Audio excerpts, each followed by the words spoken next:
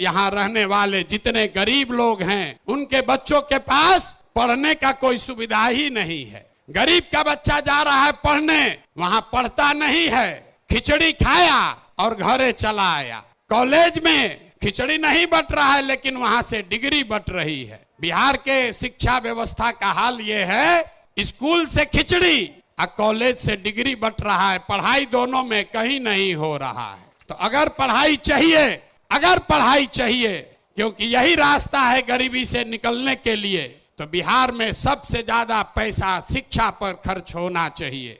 इसलिए जनसुराज कह रहा है कि जब हमारी व्यवस्था बनेगी तो 1 घंटा के अंदर शराबबंदी को उठाकर फेंक देंगे। अगर बिहार में विश्व स्तरीय सबसे अच्छा शिक्षा व्यवस्था बनाना है तो 5 लाख करोड़ रुपया चाहिए।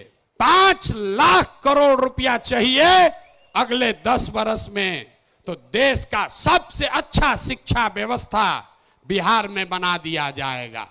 और ये 5 लाख करोड़ रुपया आएगा कैसे? जो शराबबंदी हटाएंगे तो ये तय किया कि शराब से आने वाला टैक्स का पैसा वो बजट में नहीं जाएगा, नेताजी के सुरक्षा के लिए नहीं खर्चा होगा, सड़क बिजली पानी के लिए नहीं होगा। जितना शराबबंदी के टैक्स का पैसा होगा अगले 20 वर्ष बिहार में सिर्फ और सिर्फ नई शिक्षा व्यवस्था बनाने के लिए खर्च किया जाएगा। अब समझ में आया काहे हटाना चाहते हैं? हर बरिस 20,000 करोड़ रुपया शराबबंदी के चलते नुकसान हो रहा है, तो 20 बरस के पैसे को, शराब के टैक्स को अगर आप नई शिक्षा के व्यवस्था के लिए खर्चा करें तो 4 लाख 5 लाख करोड़ रुपया बिहार के बच्चों के मुस्तकबिल को बदलने के लिए उपलब्ध हो जाएगा। हम ये नहीं कह रहे हैं कि शिक्षा व्यवस्था बनाएंगे, उसका रास्ता भी आपको बता रहे।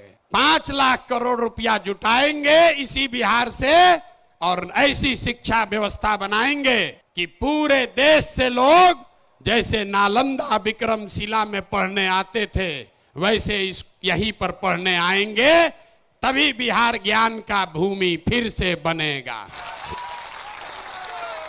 शराबबंदी जाएगा, नई शिक्षा व्यवस्था आएगी।